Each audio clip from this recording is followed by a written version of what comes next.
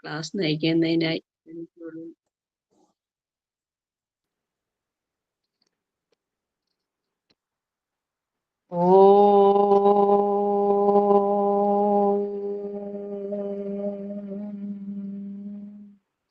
ഗുരുർബ്രഹ്മാ ഗുരുർവിഷ്ണു ഗുരുർദേവോ മഹേശ്വര ഗുരു സാക്ഷാത് പരബ്രഹ്മ തസ്മൈ ശ്രീ ഗുരവേ നമഃ.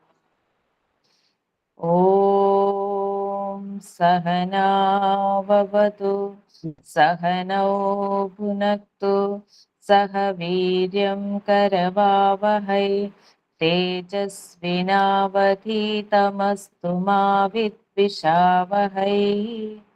ഓം ശാന്തി ശാന്തി ശാന്തി. കർപ്പൂരഗൗരം കരുണാവതാരം സംസാരസാരം ഭുജഗേന്ദ്രഹാരം സദാ വസന്തം ഹൃദയാരവിന്ദേ ഭവം ഭവാനി സഹിതം നമാമി. ഭവം ഭവാനി സഹിതം നമാമി. എല്ലാവർക്കും നമസ്കാരം.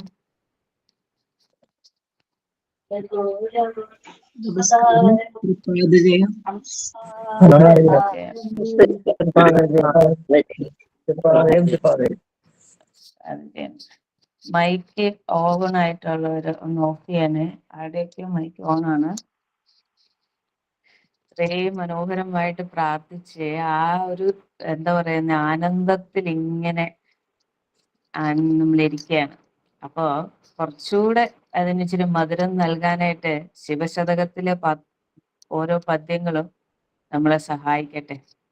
അപ്പൊ കഴിഞ്ഞ ഇതില് ഭഗവാനോട് പ്രാർത്ഥിച്ചത് കാലന്റെയും കാമദേവന്റെയും പിടിയിൽ നിന്നും എന്നെ വിടുവിക്കുവാൻ, അല്ലെങ്കിൽ എന്നെ സദാ ആ ബാണത്തിലൊന്നും പെടാതെ നിലനിൽക്കുവാൻ എന്നെ സഹായിക്കുവാൻ അല്ലയോ ഭഗവാനെ, ഭഗവാനെ കൊണ്ട് മാത്രമേ സാധിക്കുകയുള്ളൂ. അതുകൊണ്ട് കണ്ണടച്ച് തുറക്കുന്ന ഒരു നിമിഷം പോലും ആ നിമിഷം പോലും എന്നെ ഒറ്റയ്ക്ക് ആക്കാതെ സദാസമയവും നീ എൻ്റെ കൂടെ ഉണ്ടാകണേ, എന്നെ രക്ഷിച്ച് പരിപാലിച്ചു കൊള്ളണേ എന്ന പ്രാർത്ഥന കൊണ്ട് ഭഗവാനെ വീണ്ടും ഇനി ഭഗവാനോട് പറയാണ്. കാരണം ഞാൻ ഇതൊക്കെ പറയാനുള്ള കാരണം എന്താ? അതാണ് അടുത്ത ശ്ലോകത്തിൽ പറയുന്നത്. ഞാൻ ചില തെറ്റിദ്ധാരണകൾ കൊണ്ടാണ് ഇരുന്നത്, എന്നാൽ അതൊന്നും നിത്യമല്ല എന്ന് എനിക്ക് മനസ്സിലായിട്ടുണ്ട്. അതുകൊണ്ട് ആ കാര്യങ്ങൾ എടുത്തു പറഞ്ഞിട്ട് ഭഗവാനെ, അല്ലയോ തമ്പുരാനെ, നീ എന്നെ കാക്കണേ എന്ന പ്രാർത്ഥനയിലൂടെ 41ാമത്തെ ശ്ലോകം നമുക്ക് തുടങ്ങാം. ആരെങ്കിലും? സുഖവും ഒരിക്കലുമില്ല, ദുഃഖമല്ല ഇഹ പരലോകവുമില്ല, തെല്ലുപോലും സകലമതിങ്ങനെ ശാസ്ത്രസമ്മതം, ഞാൻ പകലിരവെന്നു മറിഞ്ഞതില്ല പോറ്റി.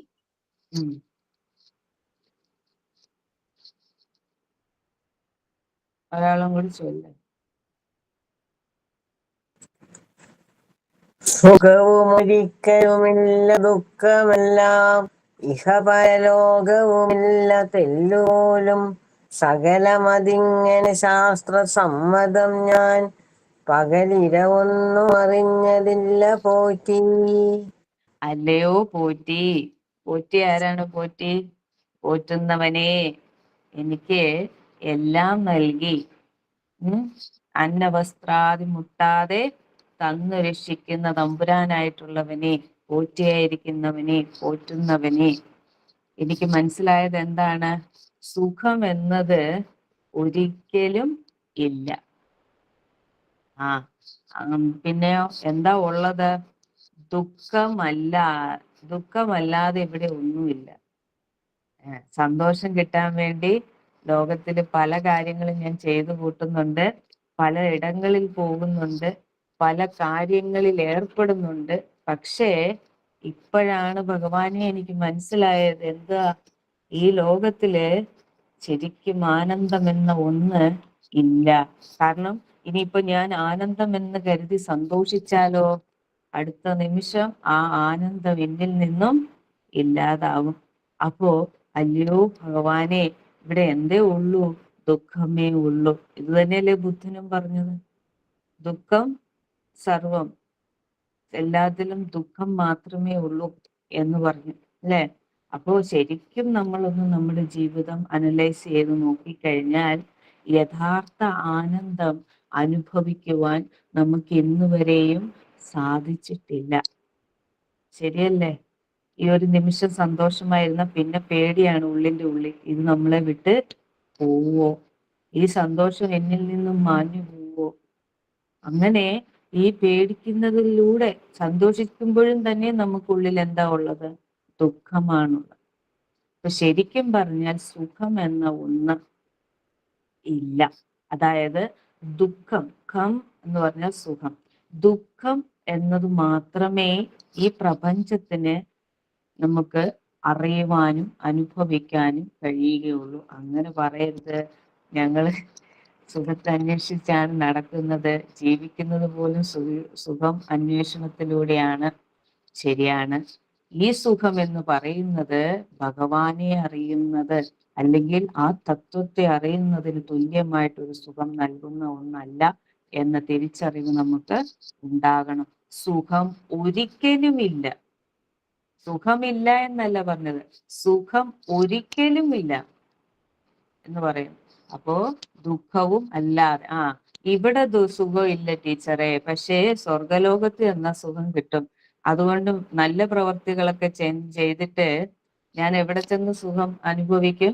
സ്വർഗത്തിൽ ചെന്ന് അനുഭവിക്കും. ഇങ്ങനൊരു വിശ്വാസം പൊതുവെ മനുഷ്യർക്കുള്ളിലുണ്ട്. മരിച്ചു കഴിഞ്ഞാൽ ഞാൻ എവിടെ പോണം? സ്വർഗത്തിൽ പോണം. അതുകൊണ്ട് ഞാൻ നല്ല മനുഷ്യനായിട്ട് ജീവിച്ചിട്ട് അവിടെ പോയി ആഭരണങ്ങളൊക്കെ ഇട്ട് സിംഹാസനത്തിൽ ഇരുന്ന് എന്നെ പരിചരിക്കാൻ ആൾക്കാർ ചുറ്റുമായിട്ട് ഇരുന്നിട്ട് എന്താ ചെയ്യുന്ന? ഞാൻ സുഖിച്ച് ജീവിക്കും. ഇവിടെ ശരി, ഇവിടെ ഇല്ല അല്ലേ? ഇതല്ലേ വിശ്വാസം? അപ്പൊ സങ്കടവൻകൾ കടന്തി തരുവതിനൊന്നും അപ്പോ ഇഹ പരലോകം. അപ്പൊ ഇഹ എന്ന് പറഞ്ഞാൽ ഈ ഭൂമി ലോകം, ഇഹ ഇത് എന്നാണ് അത്. പരലോകം, പരലോകം എന്ന് പറഞ്ഞാൽ സ്വർഗമാകാം നരകവുമാകാം. അപ്പൊ ഇഹ പരലോകവും ഇല്ല. ഇനി നിങ്ങൾ വിചാരിക്കുകയാണ് സ്വർഗത്തിൽ പോയി ആനന്ദിക്കാം എന്ന് വിചാരിച്ചാൽ, സ്വർഗം ഇല്ലെങ്കിൽ പിന്നെ എന്തില്ല? നരകവും ഇല്ല. തെല്ലുപോലും ശകലം പോലും വിശ്വാസം വെച്ചേക്കരുതേ. മരിച്ചു കഴിഞ്ഞിട്ട് ചെന്നിട്ട് ഞാൻ ആനന്ദിക്കും എന്ന് വിചാരിക്കരുത്. അതിനാണ് തെല്ലുപോലും സുഖം ഈ സൃഷ്ടിയിൽ ഇല്ല. ഭഗവാനെ അറിയുന്ന ആ സുഖം ഇല്ല. ഇന്ന് നോക്കിയേ, സകലം അതിങ്ങനെ ശാസ്ത്രസമ്മതം എന്ന് പറഞ്ഞാൽ ഫിലോസഫിക്കലായിട്ടുള്ള എല്ലാ ശാസ്ത്ര സ്കൂളുകളും എന്താണ് ഇത് അംഗീകരിച്ചിട്ടുണ്ട്. കാരണം വേദാന്തം പഠിക്കുന്നവർക്ക് ഒറ്റ വാക്കില് അവരോട് പറഞ്ഞു കൊടുക്കുന്നത്, നിങ്ങൾ എന്തിനാ വേദാന്തം പഠിക്കുന്നത്? ആത്യന്തിക ദുഃഖ നിവൃത്തി പരമാനന്ദ പ്രാപ്തി. ഇതിനാണ് നിങ്ങൾ വേദാന്തം പഠിക്കുന്നത്. എന്തോ ആത്യന്തിക ദുഃഖ നിവൃത്തി എന്ന് പറഞ്ഞാൽ എല്ലാ ദുഃഖത്തിൽ നിന്നുമുള്ള നിവൃത്തി, മോചനം. എന്നിട്ടോ അതിലൂടെ എന്ത് ലഭിക്കുന്നു? പരമാനന്ദമായിട്ടുള്ള ആ ആനന്ദത്തിന്റെ പ്രാപ്തി നിങ്ങൾക്ക് ലഭിക്കുമെന്നാ പറയുന്നത്. എത്ര ഉപനിഷത്ത് വേണമെങ്കിലും പഠിച്ചോ, എത്ര വേദങ്ങളും പഠിച്ചോ, ഭഗവത്ഗീത പഠിച്ചോ, അല്ലെങ്കിൽ ബ്രഹ്മസൂത്രം പഠിച്ചോ, എന്ത് വേണമെങ്കിലും പഠിച്ചോ, പക്ഷെ ഈ പഠിക്കുന്നതിലൂടെ നിങ്ങൾക്ക് എന്താ ലഭിക്കാൻ പോകുന്നത്? ദുഃഖ നിവാരണം. അത് ഏത് സാങ്ക്യമായാലും യോഗശാസ്ത്രമായാലും എല്ലാ പഠനങ്ങളും എന്തിനു വേണ്ടിയാണ്? ദുഃഖ നിവാരണത്തിനാണ്. ഒന്നും വേണ്ട, ശിവശതകം എന്തിനാ നമ്മൾ പഠിക്കുന്നത്? ദുഃഖ നിവാരണത്തിനാണ്. നന്നായിട്ട്. അതൊന്നുമല്ല, ഇനി അടുത്ത ആരെങ്കിലും എന്നോട് ചോദിക്കുകയാണ് ഈ ശ്ലോകത്തിന്റെ അർത്ഥം എന്താന്ന്, അതിന്റെ അർത്ഥം പറഞ്ഞു കൊടുക്കാനാണ് ഞാൻ പഠിക്കുന്നത്. അതെ, എനിക്ക് അറിയത്തില്ല എന്ന ദുഃഖം മാറ്റിയെടുക്കാൻ വേണ്ടിയാണ് ശിവശതകം പഠിക്കുന്നത്. അപ്പൊ എന്ത് ആ ശാസ്ത്ര സമ്മതം, എല്ലാ ശാസ്ത്രങ്ങളും സമ്മതിച്ചു കഴിഞ്ഞു. ഈ ലോകത്ത് എന്താ പറയുന്നത്, ദുഃഖം ദുഃഖം ദുഃഖമാണ്. അതിന് നാം നേടിയെടുക്കേണ്ടത് എന്താണ്? ആനന്ദമാണ്, മോക്ഷമാണ് എന്നൊക്കെ പറയുന്നു അല്ലേ? അത് ഞാൻ അറിഞ്ഞു ഭഗവാനെ. ഇനി എന്ത് ചെയ്യണം? ഇനി എന്നെ പറ്റിയാണ് പറയുന്നത്. എന്റെ അവസ്ഥ എന്താ? ഞാൻ പകല് ഇരവ് ഒന്നും അറിഞ്ഞില്ല പോറ്റി. ഭഗവാനെ, ഞാൻ എന്തറിഞ്ഞിട്ടില്ല? പകല് ഇരവ് എന്ന് പറഞ്ഞാൽ പകലിന്റെ സ്വഭാവം എന്താ? വെളിച്ചം അല്ലേ? വെളിച്ചമുണ്ട് നമുക്ക്, നമുക്ക് കാണാം. അടുത്തിരിക്കുന്ന വസ്തുവും ദൂരത്തിരിക്കുന്ന വസ്തുവും ഒക്കെ കാണാം.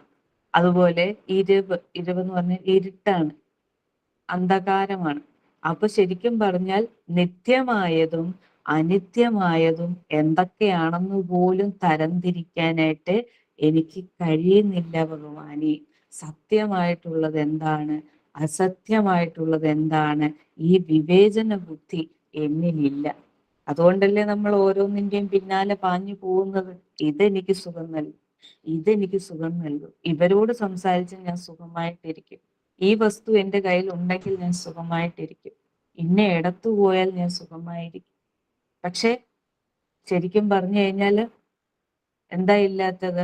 ഈ ഒരു സുഖം നമുക്ക് അനുഭവിക്കുവാൻ യഥാർത്ഥത്തിൽ സുഖം എവിടെയാ ഇരിക്കുന്നത്? ശരിക്കും പറഞ്ഞാൽ എന്നിൽ തന്നെയാണ്. എന്നിൽ കുടികൊള്ളുന്ന ചൈതന്യമാണ് എൻ്റെ ആനന്ദം.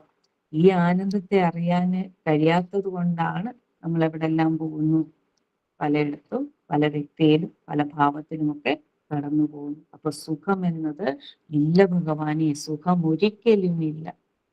ദുഃഖമല്ലാതെ ഇഹപര ലോകവും ഇല്ല തെല്ലുപോലും. സകലവും അതിങ്ങനെ ശാസ്ത്രസമ്മതം ഞാൻ പകലിരവൊന്നും അറിഞ്ഞതില്ല പോറ്റി. എനിക്കൊന്നും അറിയില്ല ഭഗവാനെ, അല്ലെ? പൂർണ്ണമായിട്ടുള്ള ഒരു സമർപ്പണം നമുക്കിവിടെ കാണാൻ സാധിക്കും ആ സാധകന്റെ. എനിക്കൊന്നും അറിയില്ല, അല്ലെ? ഒന്നും അറിയാത്ത അവസ്ഥയിൽ നമുക്ക് ഒരു വഴികാട്ടി നമ്മുടെ അടുത്തേക്ക് വന്നു കഴിയുമ്പോൾ നമ്മൾ പൂർണ്ണമായിട്ടും അവരിലേക്ക് തന്റെ ബുദ്ധിയും മനസ്സും സമർപ്പിക്കുന്നു, അല്ലെ? ഇവിടുത്തെ വഴികാട്ടി ആരാണ്? ഭഗവാനാണ്. ഭഗവാൻ ആരാണ്? സർവജ്ഞനാണ്, സർവ്വതിനെയും അറിയുന്നവനാണ് ഭഗവാൻ. അതുകൊണ്ട് ഭഗവാനെ വിവേക ബുദ്ധി തന്ന് എന്നെ അനുഗ്രഹിക്കണം. അതുപോലെ വേദാന്തം പഠിക്കുന്ന അല്ലെങ്കിൽ ശാസ്ത്രം പഠിക്കുന്ന ഒരു കുട്ടിക്ക് ആദ്യം ഉണ്ടാകേണ്ട, ഏറ്റവും ആദ്യം ആവശ്യപ്പെടുന്ന ഒരു ക്വാളിഫിക്കേഷൻ എന്ന് പറയുന്നത് എന്താണ്? വിവേകമാണ്. നിത്യം എന്താണെന്നും അനിത്യം എന്താണെന്നും തിരിച്ചറിയാനുള്ള ഒരു കഴിവ്, ഒരു വിവേചന ബുദ്ധി ആ വ്യക്തിക്ക് ഉണ്ടാകും. ഭഗവാനോട് ഇങ്ങനെ പ്രാർത്ഥിച്ചിട്ട് അടുത്ത ശ്ലോകത്തിലൂടെ പറയാണ്, വീണ്ടും ഇതിനെ തന്നെയാണ്. കാരണം തൻ്റെ ആ ഒരു ഹെൽപ്ലെസ്നെസ്, തൻ്റെ ആ ഒരു കഴിവില്ലായ്മ എടുത്ത് കാട്ടി കാട്ടി ഭഗവാനോട് പറയാണ്, ഭഗവാനെ നീ ഇല്ലാതെ എനിക്ക് വേറൊരു ഗതിയില്ല എന്ന്. ശരി, അടുത്ത ശ്ലോകം. ഒരു കുറി നിൻ തിരുമേനി വന്നു മുന്നിൽ, തിരുമുഖമൊന്നു തിരിച്ചു നോക്കിയെന്നിൽ, പെരുകിന സങ്കടവൻ കടൽ കടത്തി തരുവതിനെന്തു തരം വരും ദയാലോ. ഒരു കുറി നിന്തിരുമേനി വന്നു മുന്നിൽ, തിരുമുഖമൊന്നു തിരിച്ചു നോക്കി എന്നിൽ, പെരുകിന സങ്കട വൻകടൽ കടത്തി തരുവതിനെന്നു തരം വരും ദയാലോ. നമസ്തേ. അപ്പൊ ഇവിടെ ഇപ്പൊ പോറ്റീന്ന് വിളിച്ച്, പോറ്റുന്നവനെ എന്ന് വിളിച്ച്. ഇവിടെ എന്താ വിളിക്കുന്നേ? അല്ലയോ ദയാലു, കരുണയുള്ളവനെ. ശിവഭഗവാൻ കരുണ അല്ലെങ്കിൽ കാരുണ്യമൂർത്തിയാണ്. അപ്പൊ അല്ലയോ ദയാലു, എന്താ? ഒരു കൂറി, ഒരു തവണ, ഒരു പ്രാവശ്യം നിൻ തിരുമേനി വന്ന്, നിൻ തിരുമേനി എഴുന്നള്ളുക എന്ന് പറഞ്ഞാൽ, അല്ലെങ്കിൽ വരിക എന്ന് പറഞ്ഞാൽ നീ വരിക. എവിടെ വരണം? എൻ്റെ മുന്നിൽ ഒന്ന് വരണം. വന്നിട്ടോ നിൻ തിരുമുഖം ഒന്ന് തിരിച്ചു നോക്കി എന്നിൽ, നീ ഒന്ന് എന്നെ നോക്കിയെങ്കിൽ, ഒന്ന് എന്നെ കടാക്ഷിച്ചുവെങ്കിൽ. എന്ത് കടാക്ഷം എന്ന ഒരു അല്ലെങ്കിൽ ഈ തിരിഞ്ഞു നോക്കി എന്ന് പറഞ്ഞാൽ എന്താ, ഈ കണ്ണിന്റെ ഇടക്കണ്ണ് കിടക്കണ്ണ് വെച്ച് നോക്കുന്ന ഒരു ഇതുണ്ട്.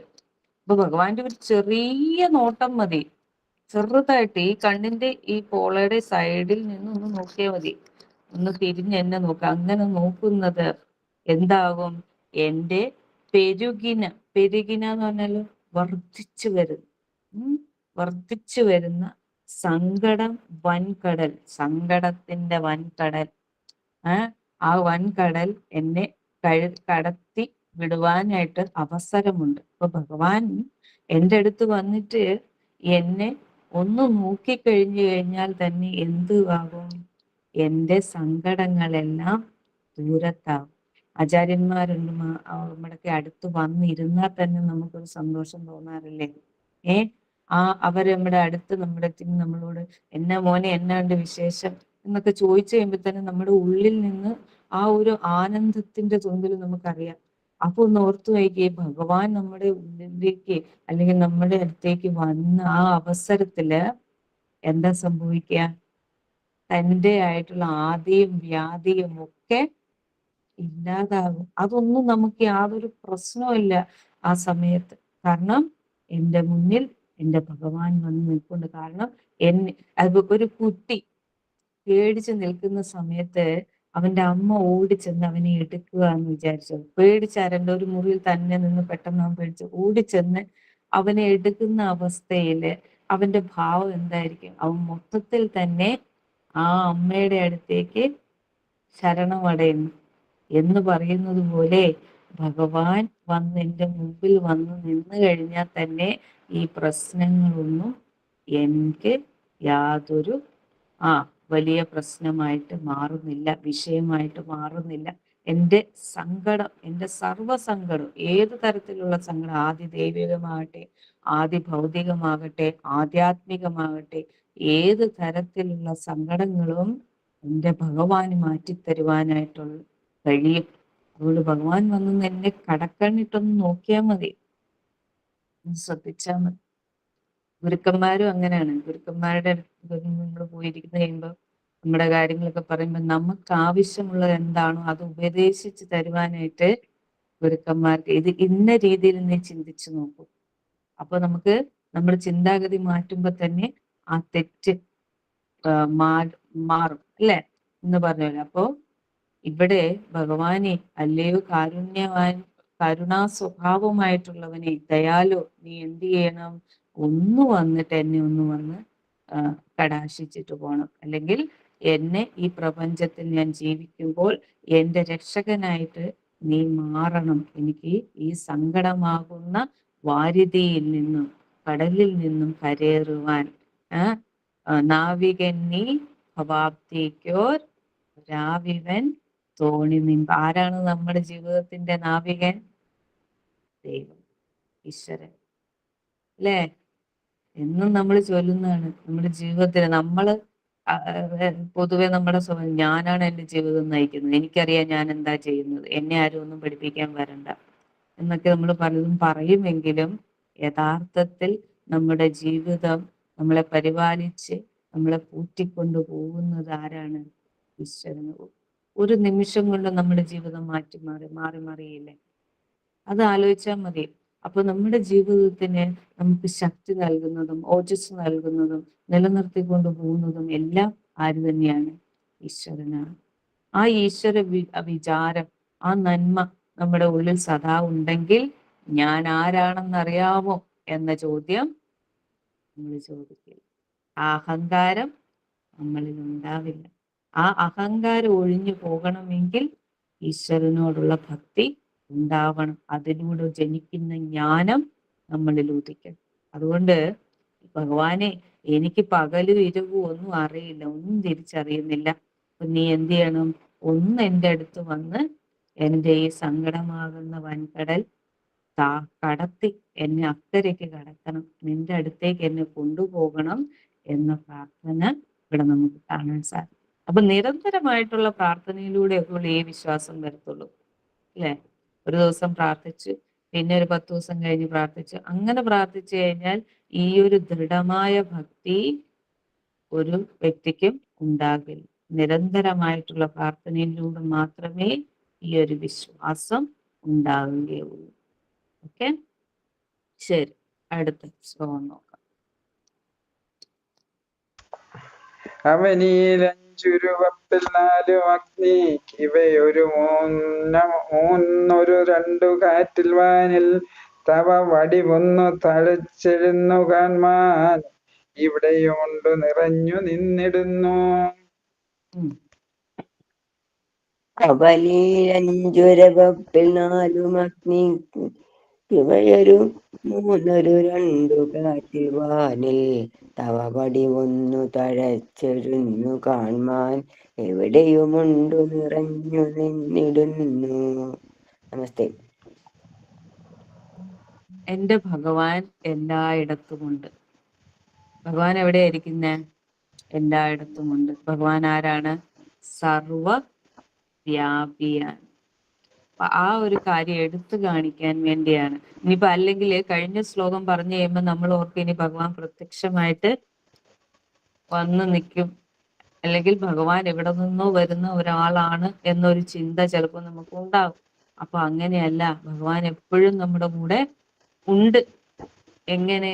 സർവവ്യാപിയാകുന്ന രീതിയിൽ. അപ്പോ ആത്മോപദേശ ശതകം പഠിക്കുമ്പോൾ നമ്മൾ ഒരു വാക്ക്, ഒരു കോൺസെപ്റ്റ് പഠിച്ചിരുന്നു, വിവർത്തവാദം. എന്താ ഈ വിവർത്തവാദം? പഞ്ചമഹാഭൂതങ്ങളുടെ സമ്മിശ്രണത്തിലൂടെ ഉണ്ടായതാണ് ഈ പ്രപഞ്ചം എന്ന് പറഞ്ഞു. എന്ത് പഞ്ചമഹാഭൂതങ്ങള്? 5 ഭൂതങ്ങൾ ഏതൊക്കെയാണ്? ഭൂമി, അഗ്നി, വായു, ജലം, അഗ്നി, ആകാശം. ആകാശം, വായു, അഗ്നി, ജലം, ഭൂമി. അപ്പൊ ഈ 5 ഭൂതങ്ങളിലൂടെയാണ് ഈ പ്രപഞ്ചത്തിന്റെ സൃഷ്ടി ഉണ്ടായിരിക്കുന്നത്. ഈ പ്രപഞ്ചത്തിന്റെ സൃഷ്ടിയെ പറ്റി നമ്മൾ ചിന്തിക്കുമ്പോൾ നമ്മൾ പറയണം, ഇത് ശരിക്കും സ്ഥൂലഭാവത്തിൽ നിൽക്കുകയാണ്. നമ്മളിപ്പൊ തൊട്ടറിയുന്നതിനെയാണ് സ്ഥൂലം എന്ന് പറയുന്നത്. ഇത് സൂക്ഷ്മ അവസ്ഥയിൽ ഇച്ചിരി ശുഷ്കമാണ്. ഉറക്കം വരുന്നവര് എന്ത് ചെയ്യണം? ഒരു പേന എടുത്തു വെച്ചിട്ട് ഈ പറയുന്ന കാര്യങ്ങൾ എഴുതുവാണെങ്കിൽ കുറച്ചുകൂടെ നമുക്ക് ക്ലിയർ ആയിട്ട് വരും. പിന്നെ നോക്കുമ്പോൾ മനസ്സിലാവും എന്താണ് പറയുന്നത്. ശരി, ഇപ്പൊ പഞ്ചീകരണം എന്ന ആ ഒരു പ്രക്രിയ, അതിലൂടെയാണ് എന്തുണ്ടായിരിക്കുന്നത്? ഈ പ്രപഞ്ചം പ്രകർഷേണ പഞ്ച എന്നാണ് അതിന് പറയുന്നത്. പ്രകർഷേണ പഞ്ച എന്ന് പറഞ്ഞു കഴിഞ്ഞാൽ ഈ 5 തന്മാത്രകൾ എന്ന് പറഞ്ഞാൽ അതിന്റെ സൂക്ഷ്മ രൂപമാണ്. ശരീരം ഉണ്ടാകുന്നതിന് മുമ്പ് ഒരു അവസ്ഥയുണ്ട് നമ്മുടെ. അപ്പൊ ആ അവസ്ഥയിൽ ഇരിക്കുന്ന സമയത്ത് ഭൂമിയായിട്ടും ജലമായിട്ടും അഗ്നിയായിട്ടും അല്ലെങ്കിൽ വായുവായിട്ടും ആകാശമായിട്ടും ഒക്കെ ഇവ തന്മാത്ര മോളിക്യൂൾ സ്വഭാവത്തില് അത് നിലനിൽക്കുന്നുണ്ട്. ഇവ തമ്മില് കൂടിക്കലരുമ്പോഴാണ് ഇപ്പോൾ നമുക്ക് തൊട്ടറിയാവുന്ന രീതിയിലും കണ്ടറിയാവുന്ന രീതിയിലും സ്പർശിച്ചറിയാവുന്ന രീതിയിലും കേട്ടറിയാവുന്ന രീതിയിലുമൊക്കെ ഓരോന്നും മാറ്റുന്നത്. നമ്മൾ എങ്ങനെ ഒരു കാര്യം അറിയുന്നത്? ശബ്ദം, സ്പർശം, രൂപം, രസം, ഗന്ധം, അല്ലെ? ഈ 5 രൂപത്തിലാണ്. ശബ്ദം എന്ന് പറയുമ്പോൾ അത് എന്തിന്റെ സ്വഭാവമായിട്ട് മാറും? ആകാശത്തിന്റെ സ്വഭാവമായിട്ട് മാറും. സ്പർശം എന്ന് പറയുമ്പോൾ അത് എന്തിന്റെ സ്വഭാവമായി? വായുവിന്റെ സ്വഭാവം. രൂപം എന്ന് പറയുമ്പോൾ നമ്മളൊരു വ്യക്തിയെ കാണുന്നു അല്ലെങ്കിൽ ഇത് ചെയ്യുന്നെങ്കിൽ രൂപം എന്നത് എന്തിന്റെ സ്വഭാവമാണ്? അഗ്നിയുടെ സ്വഭാവമാണ് രൂപം. ഇനി ജലത്തിന്റെ, വായിൽ നമുക്ക് ഒരു ഫുഡ് വെക്കുമ്പോൾ നമ്മുടെ വായിലുള്ള സലൈവ, ഉമ്മനീര് എന്ത് ചെയ്യുന്നു? നമുക്ക് രുചി നൽകുന്നുണ്ട്. അത് അപ്പൊ ജലത്തിന്റെ സ്വഭാവം എന്താണ്? രസ സ്വഭാവമാണ്. ഭൂമിയുടെ സ്വഭാവം അല്ലെങ്കിൽ ഇതിന്റെ ഭൂമിയുടെ സ്വഭാവം എന്ന് പറയുന്നത് ഗന്ധമാണ്, മണം, അല്ലെ? അപ്പൊ ഇവയെല്ലാം കൂടി ചേർന്നിട്ടാണ് നമുക്കൊരറിവ് നൽകുന്നത്. ഇത് നമ്മുടെ ഉള്ളിലുമുണ്ട്, ഈ പ്രപഞ്ചത്തിൽ സർവമായിട്ടും നിലനിൽക്കുന്നുണ്ട്. ഇനി ഇവിടെ നോക്കാം, ഈ ശ്ലോകം നോക്കാം. അവനി എന്ന് പറഞ്ഞാൽ എന്താ? അവനി എന്ന് പറഞ്ഞാൽ ഭൂമി. അവനിയിൽ 5, അവനിയിൽ 5 ഉണ്ട് എന്ന് പറഞ്ഞാൽ എന്താ? ഭൂമിയിൽ ഈ 5 ഗുണവും നമുക്ക് കാണാൻ സാധിക്കും. എന്ത്? ശബ്ദവും സ്പർശവും രൂപവും രസവും ഗന്ധവും, ഈ 5 നമുക്ക് ഭൂമിയുടെ സ്വഭാവത്തിൽ കാണാൻ സാധിക്കും. നോക്കിയേ, ഇനി 5 ഒരു ശബ്ദസ്പർശ രൂപമുണ്ട്. ഇനി അപ്പ്, ആവെന്നാണ് അവിടെ. അപ്പ് എന്ന് പറഞ്ഞാൽ ജലം. ജലത്തിൽ എത്രണ്ണേ ഉള്ളൂ? 4 എണ്ണേ ഉള്ളൂ. അപ്പൊ ഇതിലേതാ കുറഞ്ഞത്? ഗന്ധം ഇല്ലാതായി. ശബ്ദവും സ്പർശവും രൂപവും രസവും, ഈ 4 എണ്ണം ആണ് ജലത്തിന്റെ സ്വഭാവം. കിട്ടുന്നുണ്ടോ? ഇപ്പൊ ഓരോന്നോരോന്ന് പറഞ്ഞു വരുമ്പോ ഓരോന്നോരോന്ന് കുറഞ്ഞു വരും.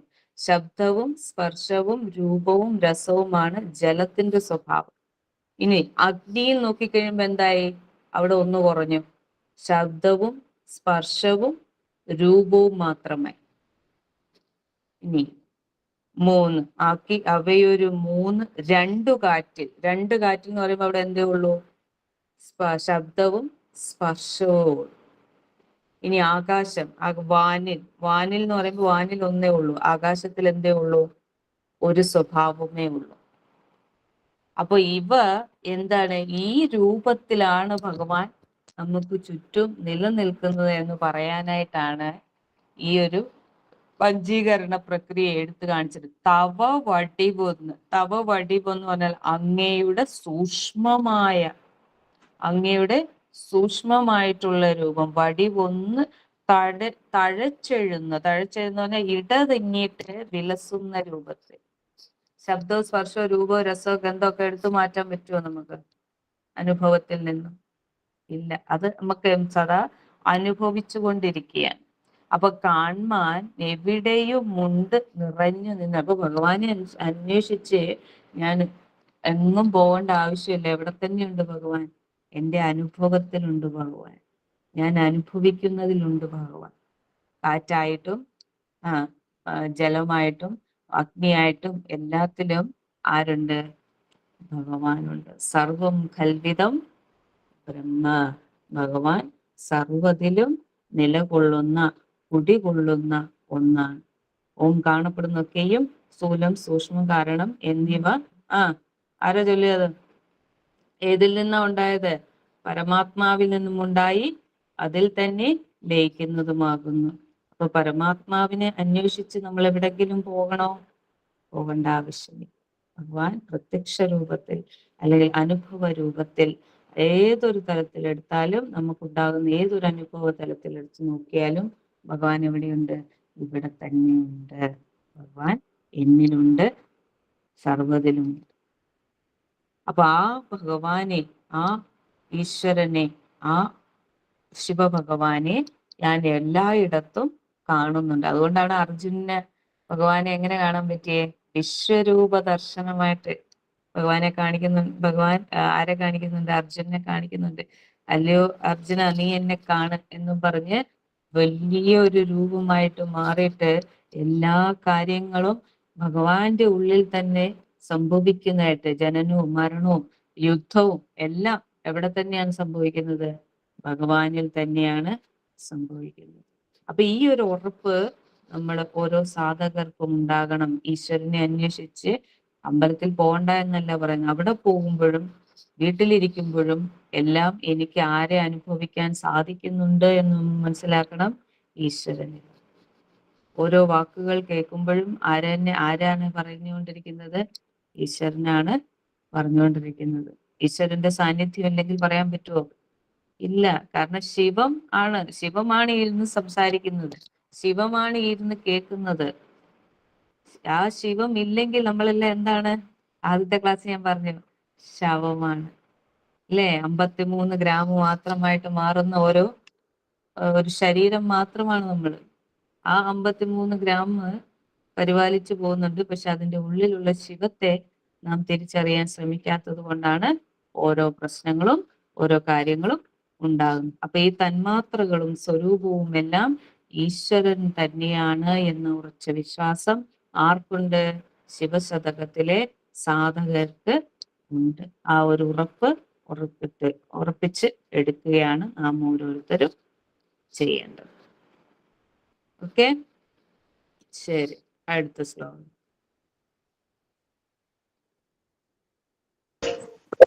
മലമുകളുണ്ടൊരുപാടുമാറിടാതെ ഈ മൂലകളുലഞ്ഞതു മൂറി മോദമാകും മലമുകളിന്നൊഴുകും പുഴയാഴിയൻ തലവഴിയെന്നൊഴുകുന്നിതു ശങ്കര.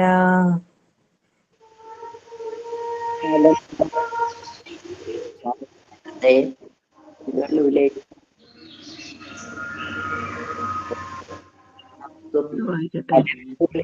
മലമകളുണ്ടൊരു മലമകളുണ്ടൊരുപാട് മാറിടാതെ മുലകളുലഞ്ഞമൃതൂറി മോദമാകും മലമുകളിന്നൊഴുകും പുഴയാഴിയൻ തലവഴിയെന്നൊഴുകുന്നിരു ശങ്കര. ഇന്ന് എന്തെല്ലാം ഭഗവാനെ വിളിച്ചു നോക്കിയേ. പോറ്റി, ദയാലോ. ഇപ്പൊ വിളിക്കുന്ന എന്താണ്? ശങ്കര. ശങ്കരോതി ഇത് ശങ്കര. ശങ്കരോതി എന്ന് പറഞ്ഞാൽ ദുഃഖം ഇല്ലാതാക്കുന്നവനെയാണ് ശങ്കരൻ എന്ന് വിളിക്കുന്നത്. ശങ്കരോതി ഇത് ശങ്കരൻ. ശരി, പൊന്നമ്മാമ്മേ മൈക്ക് ഓഫ് ചെയ്യണേ. ശരി, ഇവിടെ മലമകളാണ്. മലമകളുണ്ട് ഒരു ഇരുപാട് എന്ന് പറഞ്ഞാൽ എന്താ? മലമകൾ ആരാ മലയുടെ മകള്? മലയുടെ മകള് പാർവതി ദേവി. പാർവതി ദേവിയുടെ അച്ഛന്റെ പേരെന്താ? ഹിമവാൻ. ഹൈമവതി എന്നൊരു പേരുണ്ട് പാർവതി ദേവിക്ക്, കേട്ടിട്ടുണ്ടോ? അപ്പോ ഹിമവാന്റെ പുത്രിയാണ് ആര്? ഹൈമവതി. അപ്പോ മലമകൾ എവിടെയുണ്ട്? ഭഗവാന്റെ വാമഭാഗത്തുണ്ട്, എപ്പോഴും ഉണ്ട്. ഭഗവാനെ സേവിച്ചുകൊണ്ട്, ഭഗവാനെ പരിചരിച്ചുകൊണ്ട് മലമകള് എപ്പോഴും ഒരു നിമിഷം പോലും മാറാതെ ഭഗവാന്റെ അടുത്തുണ്ട്. അപ്പൊ പാർവതി ദേവി ഇവിടെ പറയാൻ കാരണം, അടുത്ത വരി പറയുന്നു മുലകൾ ഉലഞ്ഞമൃത്. അപ്പൊ അമ്മ എന്ന ഭാവത്തിലേക്ക് പാർവതി ദേവി ഉയരുകയാണ്. അമ്മമാർക്ക് എപ്രകാരമാണോ തൻ്റെ മക്കളെ കാണുമ്പോൾ ആ ഒരു വാത്സല്യപൂർവം ഉള്ള ആ ഒരു ഭാവം ഉണർന്നിട്ട് മുലകളിലൂടെ പാല് ചുരത്തുന്നത്, അല്ലെ? ആ ഒരു ഭാവത്തിലേക്ക് ഉയർന്ന്, അപ്പൊ അത് അമൃതാണ്. നമ്മുടെ അമ്മമാര് നമുക്ക് നൽകുന്ന ആദ്യത്തെ ഫുഡ് എന്താണ്? മുലപ്പാലാണ്, അല്ലെ? മുലപ്പാലല്ലാതെ ഒന്നും കൊടുക്കരുതെന്ന് ഡോക്ടർമാര് പറയും. 6 മാസത്തേക്കിന് കുട്ടിക്ക് എന്തേ കൊടുക്കാവുള്ളൂ? മുലപ്പാൽ. അപ്പൊ നമ്മുടെ എല്ലാം ആദ്യ ഭക്ഷണം എന്ന് പറയുന്നത് എന്താണ്? ഈ മുലപ്പാലാണ്. എന്ന് പറയുന്നത് പോലെ നമുക്കെല്ലാം അത്യന്താപേക്ഷിതമായിട്ടുള്ളതും എന്താണ്? അമൃത്, അറിവ്, ജ്ഞാനം. ഇതൊക്കെ വാത്സല്യജനകമായിട്ട് അമ്മയുടെ ആ ഒരു മാറിടത്തിൽ നിന്നും ഉതിർന്നു വരുന്നുണ്ട്. ഇനി അതിനെ വീണ്ടും സമാനമായിട്ട് ഗുരു എടുത്തിരിക്കുകയാണ്. മോദമാകും മല മുകളീന്നൊഴുകും. അപ്പൊ ഭഗവാൻ ശിവഭഗവാനും പാർവതി ദേവിയും എവിടെയായിരിക്കുന്നത്? മോദമാകുന്ന മല. മോദമാകും മല എന്ന് പറഞ്ഞാൽ എന്താ? ആനന്ദ പൂർണമായിരിക്കുന്ന മല. ആനന്ദത്തിന്റെ ആ ഒരു ഇടം, ആ ഇടത്തിൽ നിന്നും ഒഴുകി വരുന്ന ആനന്ദം പുഴ. ആ പുഴ എന്നാണ് എൻ്റെ തലവഴി ഒഴുകുന്നത് എൻ്റെ ശങ്കര എന്ന ചോദ്യമാണ് ഇവിടെ. അതായത് എൻ്റെ ഹൃദയത്തിൽ ജ്ഞാന ഉദയം എന്നാണ് ഉണ്ടാകുന്നത്. ഇത് വേറൊരു തരത്തിൽ പറയുന്നുണ്ട്. യോഗ സിദ്ധാന്തം അനുസരിച്ച് നമ്മളെ യോഗയെല്ലാം ചെയ്ത് ആസന പ്രാണായാമത്തിലൂടെ തൻ്റെ അംഗങ്ങളെയെല്ലാം അടക്കി കഴിഞ്ഞ് കുണ്ടലിനി ശക്തി ഉണർന്നു കഴിയുമ്പോൾ നമ്മൾ ചിന്തിച്ചതാണ് 28ാമത്തെ ശ്ലോകത്തില്, പ്രാണന്റെ ഒരു പ്രസരണം നമ്മുടെ ശരീരത്തിൽ ഉണ്ടാകും, തലയിൽ നിന്നും താഴേക്ക് വരയ്ക്കും ഒഴുകും എന്ന് പറഞ്ഞിരുന്നു. അപ്പൊ ആ പ്രാണപ്രസരണത്തിനെയാണ് ഇവിടെ ഗുരുദേവൻ ഉപയോഗിക്കുന്നത്. മോദമാകുന്ന മുകളിൽ നിന്ന് ഒഴുകുന്ന ആ ഒരു ധാരയെ സൂചിപ്പിക്കുന്ന എന്താണ്? ആനന്ദം നൽകുന്ന ആ പ്രാണപ്രസരണം എന്നാണ് എനിക്ക് ഉണ്ടാകുന്നത്. നമ്മളൊക്കെ സാധാരണക്കാരായതുകൊണ്ട് ഭഗവാന്റെ ഒരു സാന്നിധ്യം എന്നാണ് എനിക്ക് മനസ്സിലാക്കാൻ കഴിയുന്നത് എന്ന് ലളിതമായിട്ട് നമുക്ക് ചിന്തിക്കാൻ സാധിക്കും. അതായത് ഈശ്വരനെ അറിയണമെന്നും ഈശ്വരനെ ഭജിക്കണമെന്നും ഒക്കെയുള്ള തോന്നല് എന്നാണ് എനിക്കുണ്ടാവുക. കാരണം സാധാരണ എനിക്ക് ആ വക ചിന്തകൾ ഉണ്ടാകില്ല. അല്ലെ? 6:30 ആയി കഴിഞ്ഞാൽ ഏത് സീരിയലാണ് ആദ്യം വരുന്നത്? 6:30 തൊട്ട് 10 മണി വരെ ഫോൺ വിളിക്കരുത്, ഞാൻ എൻഗേജ്ഡ് ആണ്. കാരണം എന്താ? സീരിയൽ കാണണം. അല്ലേ? ആ ഒരവസ്ഥയാണ് നമ്മുടേത്. പക്ഷേ നമ്മുടെ പൂർവികന്മാരൊക്കെ എങ്ങനെയായിരുന്നു? 6 മണി 6:30 ആകുമ്പോഴത്തേക്കിനും മുറ്റമൊക്കെ അടിച്ച് പെരയെല്ലാം അടിച്ച് എല്ലാം വൃത്തിയാക്കി കുളിച്ച് 6:30 ആകുമ്പോൾ വി ആർ സെറ്റിൽഡ്. എവിടെ? ഭഗവാന്റെ മുന്നിൽ. ഇന്ന് ആ ഒരു ബുദ്ധി നമുക്ക് ഇല്ല. കാരണം നമ്മുടെ ചിന്താഗതികൾ മാറിപ്പോയി. ഇവിടെ ശരിക്കുമുള്ള അർത്ഥം എന്താന്ന് വെച്ചാൽ ഭഗവാന്റെ ആ പ്രാണപ്രസരണം, ഭഗവാന്റെ ആ ഒരു സാന്നിധ്യം, ഭഗവാന്റെ ആ എനർജി, ഭഗവാന്റെ ആ ഒരു വാത്സല്യപൂർണമായിട്ടുള്ള ആനന്ദം എന്നാണ് എൻ്റെ തല വഴി ഒന്ന് ഒഴുകുന്നത്, എന്നാണ് എനിക്ക് ആ ഒരു തിരിച്ചറിവ് ഉണ്ടാകുന്നത് എന്ന ചോദ്യമാണ്. ഓക്കെ. അപ്പോ ഈ മലമകൾ, അതായത് പാർവതി ദേവിയുടെ മാറിടത്തിൽ നിന്നും ഉതിർന്നു വരുന്ന മുലപ്പാലിന് സമാനമായിട്ടാണ് എന്തിനെ കരുതിയിരിക്കുന്നത്? ധ്യാന പ്രാണായാമ ആസനത്തിലൂടെ കുണ്ടലിനി ശക്തി ഉണർത്തി കഴിഞ്ഞുണ്ടാകുന്ന പ്രാണപ്രസരണത്തിന് സമാനപ്പെടുത്തിയിരിക്കുന്നത്. മനസ്സിലാവുന്നുണ്ടോ? അപ്പൊ ഇവിടെ അതാണ് അർത്ഥം. ആ അമ്മയുടെ അമൃത എപ്രകാരമാണോ അതുപോലെയാണ് ഈ പ്രാണപ്രസരണം എനിക്ക്, ആ അനുഗ്രഹം എനിക്ക് എന്നാണ് ഉണ്ടാകുന്നത്, എന്നാണ് എനിക്ക് ആ ഒരു തിരിച്ചറിവ്, എന്നാണ് എനിക്കൊരു അവസരം അറിയുന്നത്, ആ ഒരു തരംഗം എന്നാണ് എന്നിൽ ഉണ്ടാകുന്നത്. കാരണം പൂർണ്ണ സാക്ഷാത്കാരം ഉണ്ടാകുന്നതിന് മുമ്പ് ആത്മസാക്ഷാത്കാരം ഉണ്ടാകുന്നതിന് മുമ്പ് ഈ ഒരു അനുഭൂതി ഓരോ സാധകനും ഉണ്ടാകും. ഭഗവാന്റെ എഴുന്നള്ളത്ത് പോലെയാണ്. സൂര്യൻ ഉദിച്ചു വരുന്നത് ശ്രദ്ധിച്ചിട്ടുണ്ടോ നിങ്ങള്? സൂര്യൻ ഉദിച്ചു വരുന്ന ആദ്യം ഇങ്ങനെ സൂര്യൻ കയറി വരികയല്ല ചെയ്യുന്നത്. ആദ്യം എന്താ? അരുണോദയമാണ്. ഇനി എപ്പോഴേലും അവസരം കിട്ടിക്കഴിഞ്ഞാൽ ശ്രദ്ധിച്ചു നോക്കുക. ആദ്യം കുറച്ച് കളറാണ് ആകാശത്ത് വരുന്നത്, ഒരു സ്വർണ്ണ കളറ് അല്ലെങ്കിൽ ചെമ്മാനം എന്ന് നമ്മൾ പറയും. ആ ചെമ്മാനം വന്നു കഴിഞ്ഞ് പിന്നെയാണ് എന്ത് വരുന്നത്? സൂര്യൻ മേഘപാളികളിൽ നിന്നും പുറത്തേക്ക് വരുന്നത്. അപ്പോഴാണ് നേരം വെളുത്തു എന്ന് നമ്മൾ പറയുന്നത്, അല്ലേ? എന്ന് പറയുന്നത് പോലെ ആത്മസാക്ഷാത്കാരം ലഭിക്കുന്നതിന് മുമ്പ് ഭഗവാന്റെ എഴുന്നള്ളത്ത് പോലെ നമ്മുടെ ശരീരത്തിൽ അതിൻ്റെതായിട്ടുള്ള മാറ്റം നമുക്ക് അറിയുവാൻ കഴിയും. മലമകൾ ഉണ്ടൊരു ഒരുപാട് മാറിടാതെ ആ സേവാബുദ്ധി, മലകൾ ഉലഞ്ഞ് അമൃതോറി മോദമാകും, മലമുകളീന്നൊഴുകും. ഈ ഒരു ദയനീയ അവസ്ഥ നമുക്ക് ഉണ്ടാവണം. ഈ ഒരു എന്താ പറയുന്നത്, ഈ ഒരു ഭഗവാനെ അറിയണം എന്നുള്ള ആ അഭിവാഞ്ച നമുക്കുണ്ടാകണം. മലമുകളീന്നൊഴുകും പുഴ ആഴി എൻ തലവഴിക്ക്, എൻ്റെ തലവഴിയിൽ എന്നാണ് ഒഴുകുന്നത് ശങ്കര. ഓക്കെ. അപ്പൊ ഈ ഒരു അനുഭവം എനിക്ക് ഉണ്ടാവണം എന്ന പ്രാർത്ഥന നമുക്കിവിടെ കാണുവാൻ സാധിക്കും. ശരി, ഇന്നിവിടെ നിർത്താം. കാരണം ഇന്ന് എന്തൊക്കെയാ നമ്മൾ ചിന്തിച്ചത്? സുഖം ഇവിടെ ഇല്ല, ദുഃഖം മാത്രമേ ഉള്ളൂ. ഭഗവാൻ ഉണ്ടെങ്കിൽ മാത്രമേ എനിക്ക് ആ സുഖം അറിയുവാൻ സാധിക്കുകയുള്ളൂ എന്ന് പറഞ്ഞു. എന്നിട്ട് ഒന്ന് എന്നെ ഒന്ന് കടാക്ഷിക്കണേ. ആ അനുഗ്രഹത്തിലൂടെ എനിക്ക് ഭഗവാന്റെ സാന്നിധ്യം തിരിച്ചറിയുവാൻ സാധിക്കും. ഇനി ഭഗവാനെ അന്വേഷിച്ച് എവിടെങ്കിലും പോണോ? വേണ്ട. ഭഗവാൻ എല്ലാ രൂപത്തിലും അനുഭവത്തിലും ഭാവത്തിലും എൻ്റെ അടുത്ത് തന്നെയുണ്ട്. ആ തിരിച്ചറിവ് എനിക്കുണ്ടാകണം, അല്ലേ? എന്നിട്ട് പറഞ്ഞു, എനിക്ക് ഈ അനുഭൂതി, ഭഗവാന്റെ എഴുന്നള്ളത്തിന്റെ പ്രാണധാര എൻ്റെ ശരീരത്തിലാകമാനം ഒഴുകുന്ന അനുഭവം എന്നാണ് എനിക്ക് ഉണ്ടാകുന്നത്, എന്ന് ഇവിടെ സാധകൻ ഈശ്വരനോട് ചോദിക്കുകയാണ്.